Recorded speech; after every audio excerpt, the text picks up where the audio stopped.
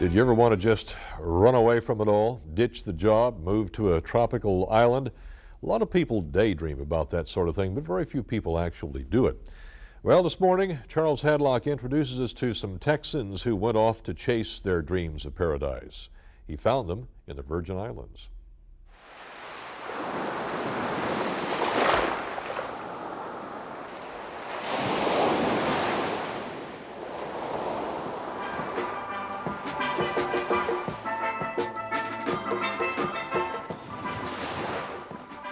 Have you ever gone on vacation to a beautiful place and imagined yourself living there?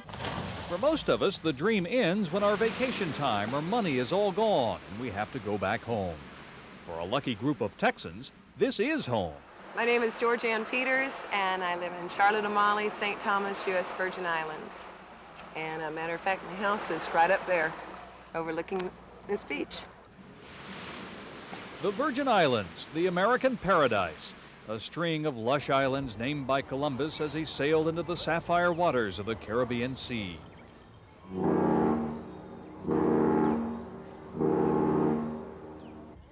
The Virgin Islands have always been a favorite vacation spot for Texans. The harbor at St. Thomas is among the most beautiful in the world. And now, a growing number of people from the Lone Star State are calling the islands their new home. This is Megan's Bay. It is a mile and a half long. The hot dogs are ready. You got some burnt offerings? Oh, yeah. At least once a month, a few displaced Texans gather under the palm trees of a sandy beach.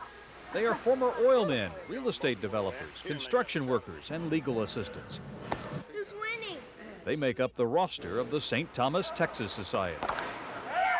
So it's time to do something else. Georgianne Peters remembers why she moved her family here 4 years ago. I wasn't learning anything new. I've been doing the same job.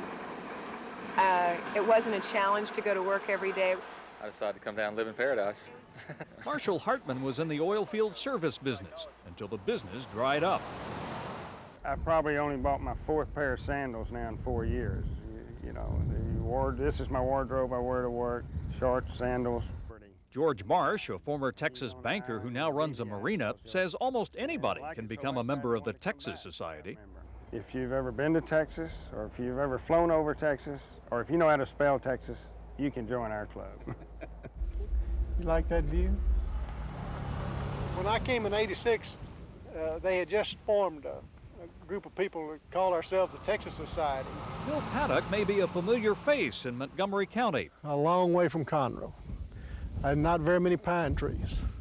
He was once the mayor of Willis, a small town north of Conroe. It had just gotten to where what I was doing was not any fun anymore. That's when Paddock decided to follow the sun to the Virgin Islands, where he met and married another displaced Texan lured to the tropics. It's a very slow life.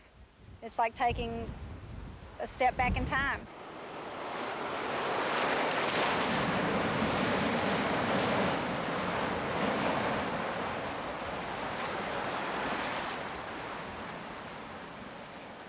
Before you pack your bags and sell your house and head to the islands, the Texans warn that things are different here. A lot of people think they're ready, but whenever they have to give up the big cars and the country club and all the things that go along with that, they find out they really aren't ready because those things don't exist here. Although the islands are a U.S. territory, island natives are sometimes resentful of Texans and other mainlanders who move here, exploiting their culture and taking their jobs. It's also an expensive place to live. Almost all the Texans who moved here work for a living. Good afternoon. This is Georgianne Peters calling for Mr. Mandrew. Is he in at this time? The difference is you pick where you want to live and figure out how to make a living.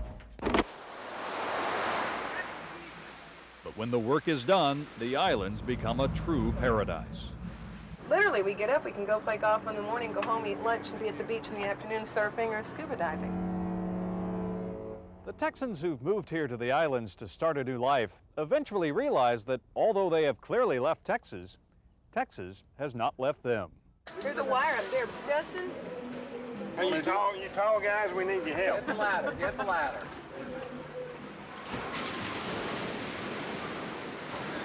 We brought our flag from Hunt, Texas. This used to fly over a ranch there. Hi, folks. The spirit of Texas is alive and well in the Virgin Islands. Are you enjoying all the sunshine and beach today? That's a mighty pretty hat you got. The Texans have adopted an island nursing home, and with money raised from an annual chili cook-off, the second biggest festival on the islands, nursing home residents now have a new car. Which we appreciate so much, because on a day like today, if we didn't have the car, we wouldn't have been out here. Well, y'all sure are keeping this car up nice. And it's a pleasure to see you out enjoying it. I'm proud too to be here to get to drive it and take the residents around where they have to go. Tell Ms. Edwards tomorrow. Thank you. You know, you work hard for something like that, and then you're able to see the benefits of it, and it makes it all worthwhile.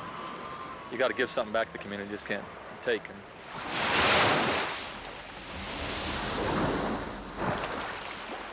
Ooh, look at that. Although their feet are firmly planted on the sandy beaches of the Virgin Islands,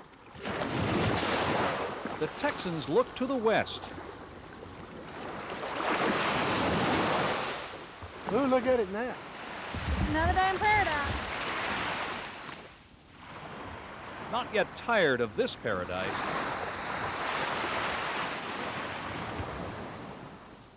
but somehow homesick for the one they left behind. Of course, you find Texans everywhere you go in the world, the Virgin Islands, the Rocky Mountains, even Europe. I ran across some in Beijing not too many years ago. They may leave the Lone Star State, but as Charlie discovered, they always take a little bit of Texas with them. Next, from the west, from the south, from all points on the compass, the trail riders are coming. We'll go on the road in the hill country next. We wait all year for it, prepare. Can't wait. The last week, the days just don't go by fast enough.